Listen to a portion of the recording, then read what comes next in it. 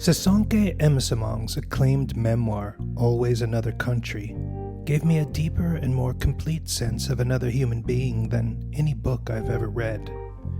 Its emotional heart is in South Africa, but her revolutionary father and accountant mother raised their children in exile during Apartheid. Born in Zambia, Sisonke grew up in many nations, wondering if she would ever see the home where she hoped her heart would be. Honesty about race and racism means asking hard questions of institutions, of governments, and most importantly of ourselves. This is what Sisonke does beautifully and powerfully in her writing and her public speaking. I did my best to match her in this, the first of a two-part interview. In your book, you are self-critical in ways that at times are refreshingly, jarringly honest. I might argue at times a little too hard on yourself. Really? Yes, and we'll talk about that. Okay. When we get further ahead in your story. But you talk about the context of racial conflict and upheaval. If someone victimizes you, brutally in some cases, you create a backstory for that person that is imagined, but offers us some window into where they are coming from. And one of them might be too painful for me to ask of you. And for other reasons, I want to ask you to tell us the story of the bicycle thief, which is perhaps, I don't know, maybe it's less painful, maybe it's more. Yeah. But Yeah. the bicycle thief, I think, is a great introduction to this question of to what degree you later become more hard on yourself for inheriting some of the privilege that was created through these systems that were, yes, racial, but also about economic inequality. So please, could you tell us the bicycle thief story? Sure. Because my family left South Africa, my father left South Africa, we're now living in Nairobi. So there's been some distance between my father's initial departure of the country as a young exile, hot-headed activist. We've lived in Lusaka, which is the headquarters of the African National Congress, and now we're living in Nairobi. And in between, you got your bicycle in Canada. Got my bicycle in Canada. Yeah. Saved money. This bike purchase was very, very special to me. My mother, immigrant woman that she was, did not believe that a bike was a right. She believed that a bike was something that you earn. I did it through my chores and babysitting and all of that stuff. So the bike was important, and it had those handlebars, those curved handlebars, which was very important to me in 1980s Canada. So we returned back to Africa, to Nairobi, Kenya, because my dad has this fancy new job. He's a head of an organization called CARE. So it's a big nonprofit organization, lots of staff, and he's a big shot. We are suddenly like these big shots. And I ride this bike incongruously everywhere. I shouldn't be riding this bike. This bike has skinny little wheels. The roads in Nairobi are famously potholed. It does not make any sense, but I'm holding on to this idea of myself as this Canadian teenager who I'm clearly not, right? And so I'm on this cusp of many identity things. And so here we are back in Nairobi, and I'm going to see my friend. And there was a shortcut to get to, her house. So I'm on my bike. I get to the top of the road across, and there I am, and I'm alone. Suddenly, there's no one around. And all of a sudden, my bike, I'm literally flung off my bike. And this kid comes, and I'm on the ground, and he's gone. And so I start screaming, the word for thief, Mwinzi, Mwinzi, in Swahili. And people start to chase because, of course, vigilantism is massive in, pretty much every large metropolitan area in Africa, because our justice systems don't work. So you got to get the thief while you get them, right? So funny. I can see it like it was yesterday. Mm-hmm. And so we're chasing this kid, and it's a bit of an uphill. So he clearly slows down, and this man joins us, and he's got a pickup truck. And so they corner him, and this kid is surrounded by all these people. And I kind of huff puff, and I get there, and they're really mean to him. And this kid is clearly they're about to come down on him very, very hard. And what happens when you are caught, you can be beaten, you can very, very bad things happen. And of course, I start crying, and I'm like, please let him go. Please let him go. Because now I feel like it's going to be my fault if this kid gets killed or badly injured because he stole my bike, which as I'm looking at him, he's a skinny, very bedraggled, holes in his clothes, very dirty. It was like one of those moments of clarity that you have, as a kind of young person coming into a sense, I guess, of moral consciousness that like this isn't fair, right? Well, the moment that, if I were making a film, that really crystallizes it for me is when he's forced to say sorry to you and you, for a moment, share a gaze. And there's a lot communicated there. I wonder if you could share that. Yeah, I mean, it's this moment where I think to myself, um, yeah, who should be sorry, right? Like I just get this glimpse into a completely different way that this child lives that I will never have either access to and that I will never have to suffer through. Mm-hmm. And he hates me. Like it's very clear. Mm-hmm. And I think about this all the time with my own kids. I think middle class people grow up very invested in the idea of being liked, of being likable, Mm-hmm. because we're being trained for professions in which we will be doctors or lawyers, or right. There are all these ways in which you're invested in being this individual who is um, trustworthy and a part of the society. And the pure hate that this kid gives me in that moment, and I'm like, okay, he doesn't care who I am. He doesn't care about my personality. What I am is a rich girl. That's what he sees. You did a beautiful, perfect job, really, of kind of skipping the rock across the ocean and to give us just enough of a peek into the ocean's depths to really understand not just you, but your political analysis. And so I'm just going to fast forward a little bit to another incident. Hmm. You come to the United States for university, you meet African Americans, and you have a little bit more of a sense of your own voice and your own struggle apart from your revolutionary father and all the freedom fighters who used to come through the door of your home. You vote for Nelson Mandela from Chicago at the consulate there for South Africa. And then after that ridiculous romance in California, which I'm just going to leave aside here, I'd probably edit out even mentioning it. Why, what you saw in that guy, I don't understand. Anyway, you return to South Africa as, I guess the term is new blacks, Yeah. middle class blacks. It's almost like you and your cousins and your friends are, you're ready to confront that resentment that white South Africa will feel. I, first of all, the idea that someone could be in a fit of road rage because a black person is, in the other lane or maybe went in front of him and yells out Mandela as like an epithet. What are they? What is Rush Limbaugh or your version of Rush Limbaugh telling them that you can blame Mandela for your road rage? Remember that for 27 years, Nelson Mandela was in prison. And this speaks to propaganda. So Nelson Mandela was in prison for 27 years. And in those 27 years, nobody in the world was allowed to see him. So when he came out of prison, we did not know what he would look like. White South Africans were not allowed to see him. The colors of the African National Congress were not allowed to be displayed. All political parties and expressions of anything that would challenge racism were banned by the government.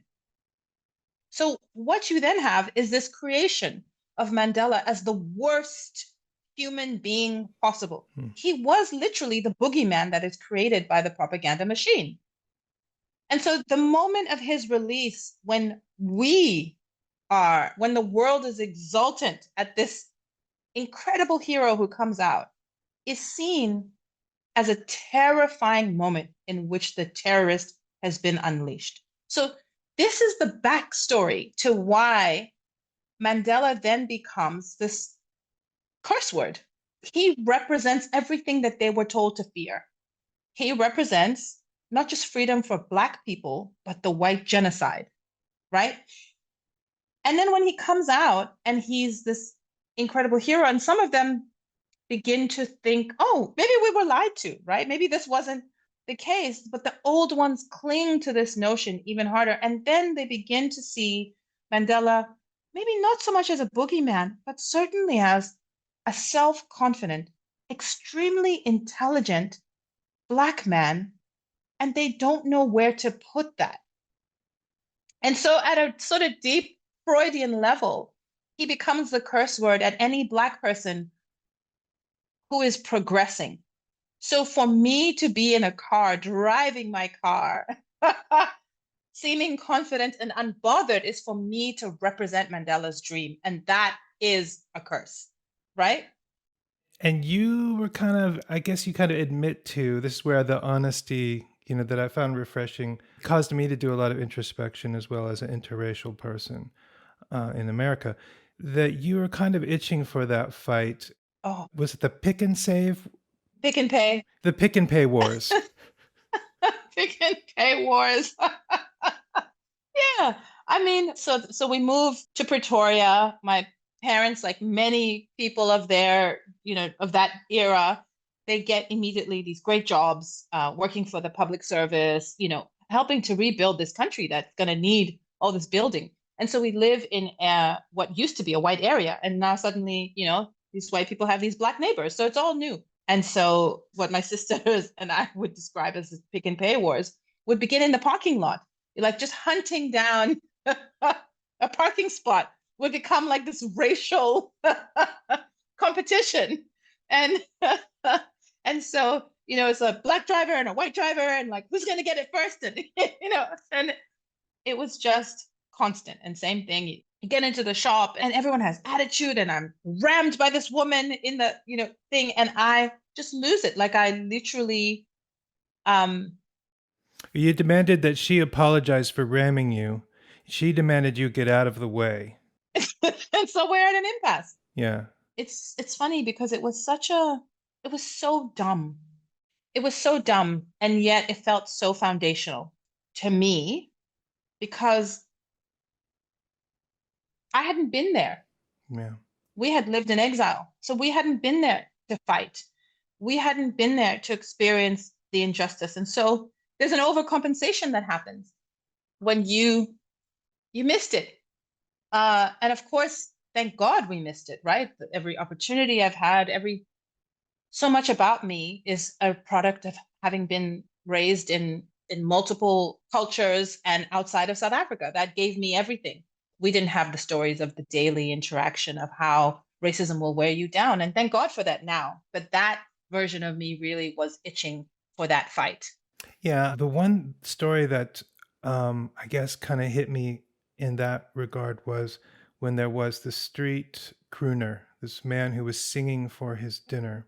Yeah. And the way he's treated by a white waitress. This was actually our first trip home. I came home very quickly. Mandela is released in February, and within a few months, by the end of that year, my cousins and I are home. My father was still skeptical about whether or not this was a real change, but we came home, and I was like, no, I'm not on anyone's terror watch list, so I'm coming home. Mm-hmm. And so we're in Johannesburg, and we're in this a gray zone, this really interesting neighborhood called Hillbrow, which at the time was, very multiracial and super cool. And so we're there sitting in this cafe, and there was this old man who was outside, and he was singing. He had this amazing voice, Mona Lisa, men have named you. Very sort of sophisticated and suave in the evening times, standing out there. And we thought he was entertaining. We thought he was great.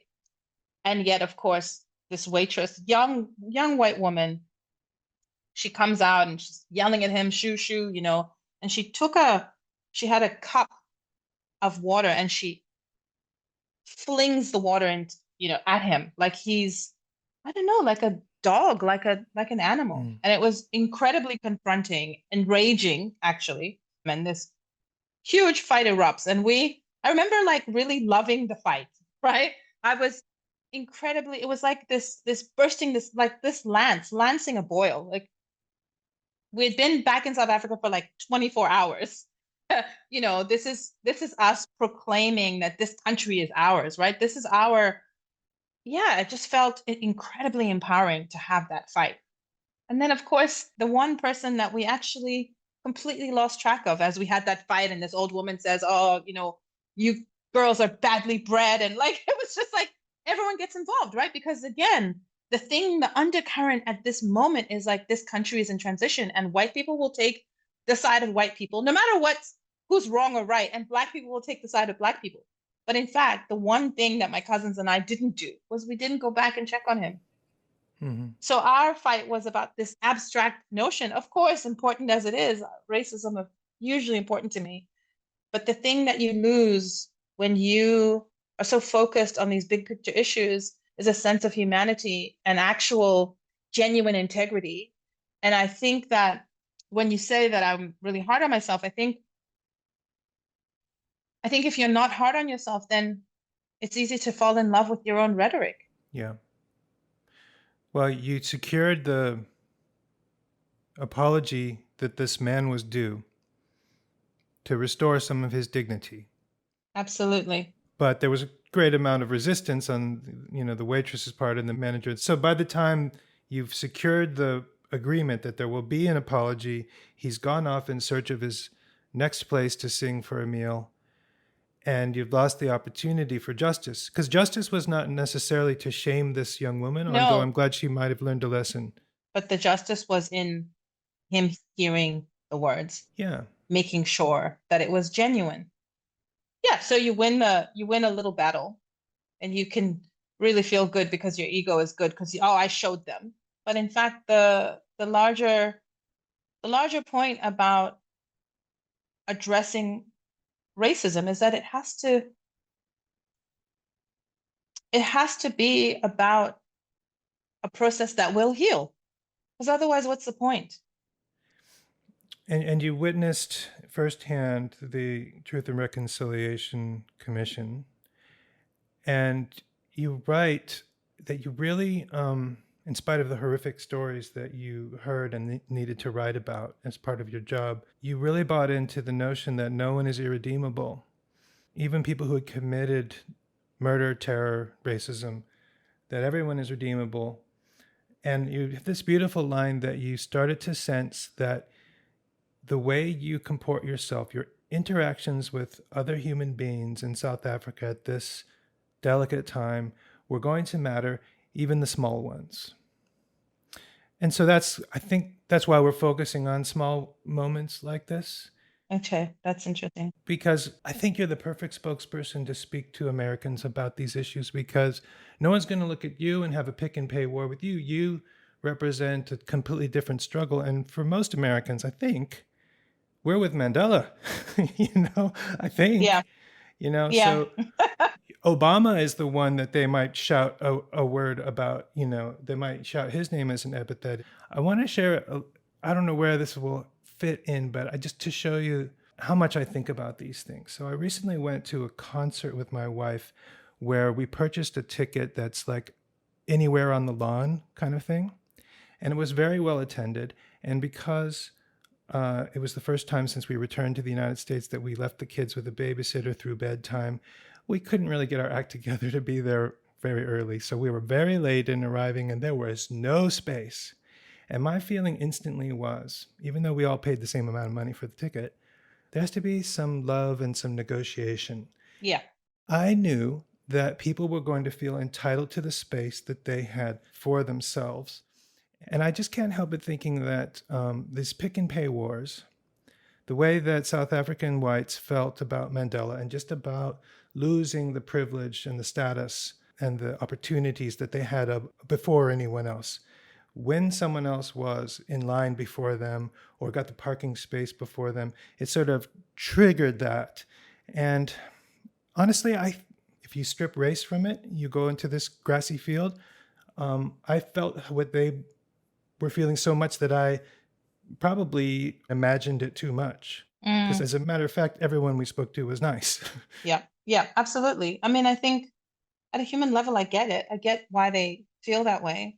But I guess what I also expect is some level of reciprocation, some level of, if I can put myself in someone else's shoes, then I really want them to be able to put themselves in my shoes as well. Yeah. So what does it look like to have had nothing? What does it look like to have had to be late to the concert because actually there's a bunch of other things that have held you back from being able to get there, right? Yeah. And that I imagined the reason why everyone had so much grace with you when you and your wife arrived is because they got it, right? And so the thing that I wanted, the thing that I wanted for South Africa, the thing that I wanted was for people to be able to get each other back, Hmm. right? 30 years later, I think there's been a lot of progress in that regard, but the kind of resentment and entitlement and the kind of conversations that, Trump sparks, um, are from those who are so committed to seeing it only from their own perspective. I just think people are better than that. People ought to be better than that. The two stories that we've talked about where, a young girl, white girl, pours water on this older black man, not showing any respect to an elder, which is a big part of Asian culture, probably African as well. Yeah, absolutely. And then also the Afrikaner woman with her daughter there. Initially, she's speaking to you in Afrikaans. In Afrikaans. You couldn't understand her. And then, do you remember how your sister kind of like seals the deal? You remember that? Because you wrote this a while ago. I did, yeah. She corrects the woman's English. Yes, that's right. That's so Zhang. Because she's like, I'm gonna complain on you. Yes, and she's like, You are going to file a complaint against her. you are going to file a complaint. Yeah. Yeah, Yeah. learn how to speak English. Yeah. Which is so strange for me as an American. I made a whole film about racism that begins with learn how to speak English.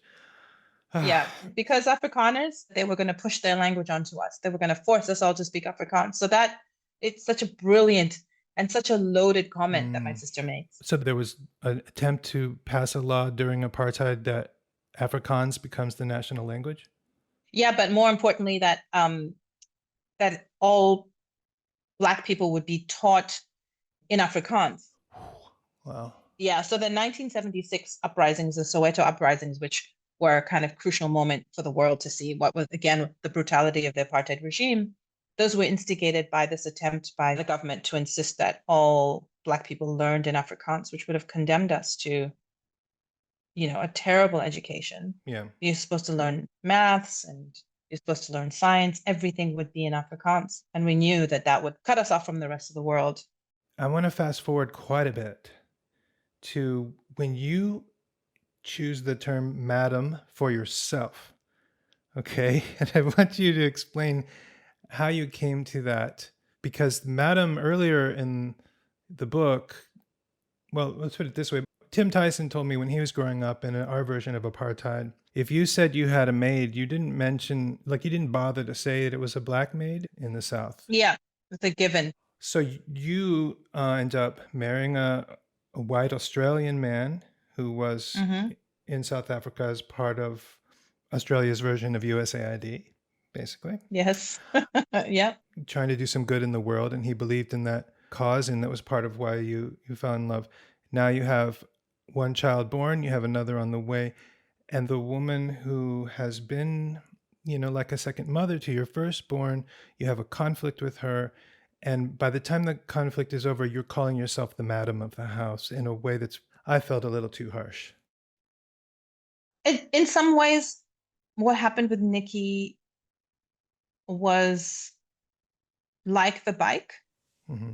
It was this moment where you see yourself through the eyes of somebody else, and you understand that you have a huge amount of power, and that power has to be used wisely. And I don't think that I was wrong in the situation with Nikki. I think she was just, she lied to us, and it felt very, very hard. Even now, actually, more than anything else, I think that's probably one of the hardest things to reflect on and to think about, because Nikki was so instrumental in helping me with my first child. But that's the child that was injured in this incident. Yeah, so she burned, and my mom. Oh, anyway, yes. Oh my God, I've forgotten all these stories. Wow. I've got you on the brain right here. You right do. Here. Oh my God. And yeah. And it's because Nikki was leaving, she was leaving the house, and she was leaving her sister, who was a 19-year-old sort of like really, kind of out there kid. So she was wrong. Nikki was wrong.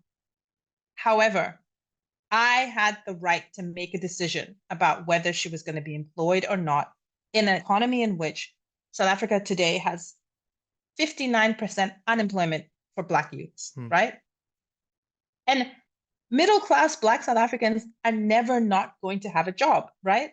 I think calling myself a madam is a reflection of the reality about how much power you wield. And it doesn't mean that you don't use that power when you need to, but it does mean that you have to recognize that you have power.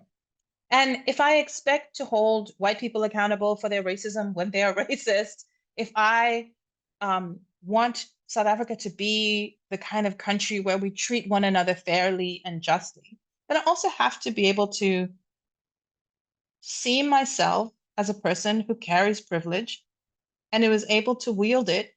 So I am a madam. I am a madam. I'm a middle class woman who gets to decide who will and who will not work for me.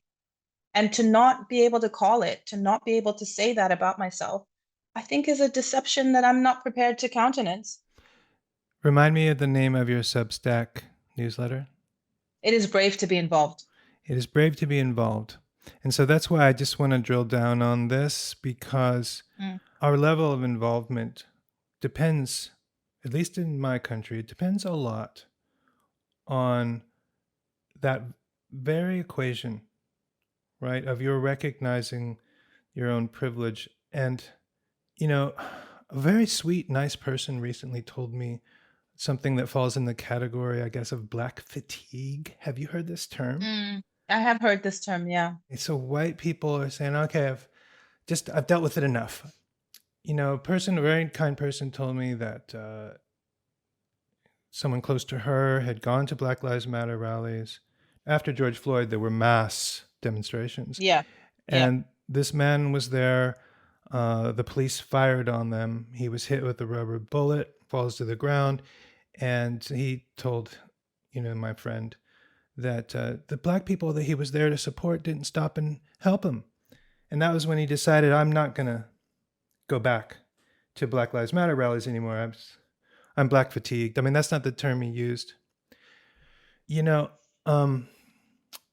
I've been in some of those conflicts with police. Sometimes race is the issue. Sometimes it's class. I was arrested by the police wrongly, and I was part of a lawsuit and actually made a pretty penny suing the government of Los Angeles for arresting me as a journalist and 300 other people this night. But what I said to my friend was that, well, another way for your brother to think about the moment he was writhing in pain, having been hit with bullets, is who fired the bullets. Because when the government uses its power to express its will on the bodies of its subjects, that leaves more than just a physical scar.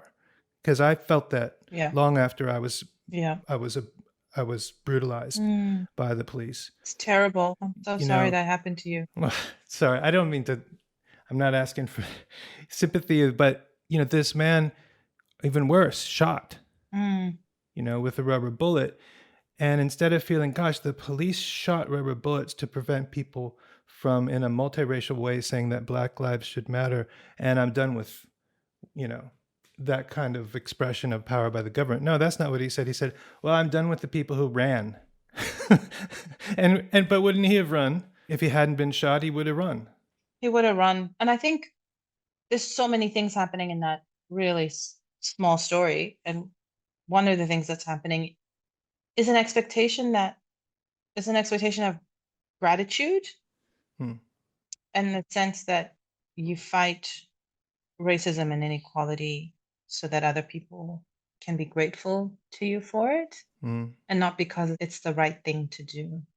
And I think it really speaks to the heart of fatigue, this notion that people are getting tired of always talking about this Black stuff, always, because it hasn't been accompanied by sufficient gratitude. There hasn't been enough of a personal payoff of feeling like Black people are grateful. And I think that's because the framing of why we fight racism in an increasingly social media addicted world is about, in the same way as Mr. Trump is about a kind of politics of theater and gesture. And it's not good when it comes from him, and it's not good when it comes from us. I think there's something very important to be thought through there around why we fight for justice. And it's got less to do with you and more to do with the social contract we have as human beings. The school system here is designed such that the wealthier the community that surrounds the school, the better education the children get in that school. And so if you have the means, you are endowing your children with a certain legacy of privilege by moving into a neighborhood where the schools will be good. And that's exactly what we did when we came back to the United States. We found the best possible place to live for our children's education. Yeah. And why can we do that? Like, why are the resources not allocated equally? So the madam thing, I'm not criticizing you. I'm saying, and it's powerful that you get to the point of maybe going too far. And I think, an honest person needs to ask themselves these questions like, well, we're renting a house, in this amazing neighborhood so our kids can go to school here. But by doing that, we are playing into this system of inequality, not trying to change it. That's right. That's right. And we all do that in multiple ways. We are all complicit in the systems that oppress some and don't oppress others, right? And there's some things that we fight and battle about, and then there's some things that we all have fatigue around, right? So there's only so much capacity that we have to challenge. And I don't say that to just sort of make ourselves feel better. I just think that is true. But we don't change it if we can't name it. Yeah. So naming is maybe it's not enough, but it's such a necessary step. And I think crystallized at its essence, some of the kind of brewing resentments that you see around race in America and racism, not just from Trump, but by those who suffer fatigue, comes from a place that my ability to have something suffers when someone else has it too. Yeah. Yeah. The Martin Luther King of today is named William Barber. Are you familiar with him?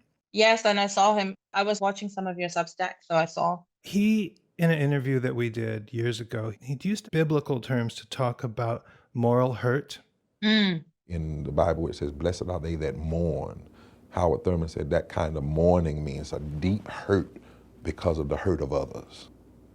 And that kind of anger, I think, is not juxtaposed to love. It's a result of love. If I didn't love people, I wouldn't get angry when I see people being hurt. If I didn't love children, if I didn't love the sick. So the question is, what do you do with the anger? And that's where your response to the anger has to be guided by love. Not weak love that doesn't seek justice, but the kind of love that connects justice and love together. So he talks about this feeling of like hurt that we feel when anyone is harmed. And that's really how it should be. But I can say that Asian people, Asian American people in general, and when American tax dollars are being used to harm people, for instance, in Gaza, that hurts a little more, okay? Yeah. So we've got this thing called Trumpism. And for whatever motivations there were for this whole story about white genocide in South Africa being pushed on the propaganda networks here, the underlying argument is that you can feel compassion, but only for a white person. Yeah. So your neighbor, who's a person of color, who might be suffering, it's not an issue. In fact, let's use the government to make that worse. But a white person in South Africa, whether it's true or isn't, is supposed to create an outrage that can be harvested for political gain, right? And for clicks and views and dollars that come with clicks and views. So in some ways, they're doing the very same thing that we do. It's a moral outrage on behalf of another. And I guess what Trumpism is basically saying is we feel hurt, we can feel outraged, but That's not something that comes from a creed or a community or even a country. That is defined by race. Yeah. And it's, I think part of why it also particularly works for Trump is that South Africa taps into the sense of global whiteness. There are white people somewhere on this planet who are suffering. They are the victims of the reverse racism that he's really, very much, preoccupied by. It hurts him and his allies more that a white person should suffer somewhere in the world than that anyone else should suffer. And I mean, of course, systems are built on this idea. This is the Emmett Till story. These are all the stories in which what justifies anger and outrage and deep feelings of hurt on the part of white people is that not just that they be injured, but that they be injured by Black people. Mm-hmm.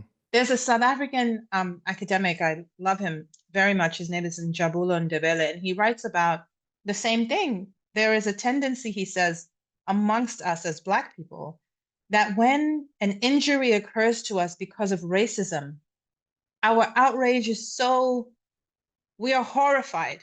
Mm-hmm. And that reduces our own dignity as people, because an injury to us, a violence enacted against us by one of our own, is not as big of a deal as a violence enacted to us by a white person. And so ultimately where he's getting us to, right? So we start with racism, but where he's getting us to is to a deep sense of humanity, of understanding that we cannot allow this thing to define our own sense of moral injury. It's a very complicated thing to even talk about, because I think we are so accustomed to reacting against racism for all the right and correct reasons. But in fact, it's a logic that takes us nowhere. And it's also the same logic that takes us to very, terrible places. It's the logic that allows the resentment to simmer, that makes it worse if a Black person does it, that makes it worse if a white person does it. It's not a good logic. Well, the term truth and reconciliation, we like that term, but we never did it. Because we never had truth and reconciliation, instead of looking back at these horrors, we're going to be forced to confront them in the present and in the future. That's the price that we're paying. I think that's right. For the fatigue or the fear or the guilt that prevented us from ever going through the process of knowing who we are, knowing our past. Yeah. Tim Tyson said that when he teaches African American history classes, every time, there are white students there, right, who want to learn. And on the first day, he began with the Atlantic slave trade. And he told the students how the sharks would follow the ships in order to eat the bodies that were thrown over. Yeah. Because most of the people didn't even survive the voyage.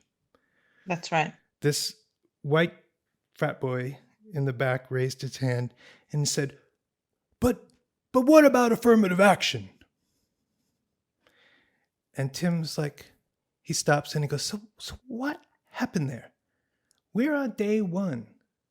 We're in the 1600s, and you need to go to affirmative action immediately because you can't handle the story about the sharks. That's right. That's exactly right. And I just wonder if those shopping cart bumps and the screaming of the Mandelas, some of that might have had to do with the truth and reconciliation process. But in some ways, they were saying that's painful. There were growing pains. Do you think there's a relationship? Oh, absolutely. I think what the TRC was an ability to say a lot, not enough, but a lot, right? And it was an incomplete and deeply flawed process because of the reparations piece.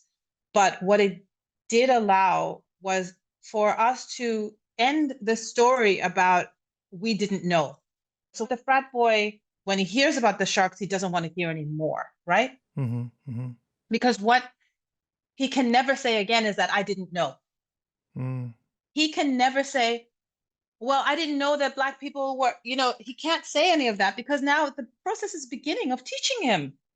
And that defense mechanism will be broken down. So he wants to stop it before it's too late. And what the TRC did for South Africans was it forever took away that excuse where they said, well, we didn't know that these things were happening because we were living in our communities and the government was killing people at night. And the government, it was not in, and we all know that they did know. They may not have known everything, but you could not have lived in South Africa with your part looking so beautiful and with the other part looking so ugly. You could not have lived without knowing. So you knew something, and the questions you didn't ask are the tell, right? And so I think this is one of the things that South Africa can teach to Americans who will not be given a TRC. I think that is obvious. It's a different political system. Maybe 10 years from now we'll need one, and we'll do it then. Yeah, but in the absence of that, what is the moral and community equivalent of a TRC for Americans? And it gets back to the conversation you and I were having about putting your kids in a better school system. It is the capacity to say that, Eric, is the capacity to have a conversation with someone and not pretend that you don't know. Mm-hmm. And without reparations, without all of the power that it takes to transform a system, at the very least, what we do for one another in a community of people is to recognize the truth. At the very least, what Americans can do for one another is to say, I know. That is true. I see your pain. And I'm not going to get tired of recognizing your pain.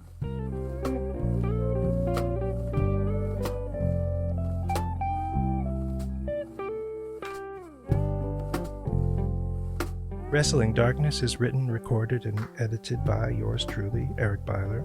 The music is composed by Michael Brook, while this jazzy improv rendition you are hearing now was performed by David Benene and Stephen Munoz.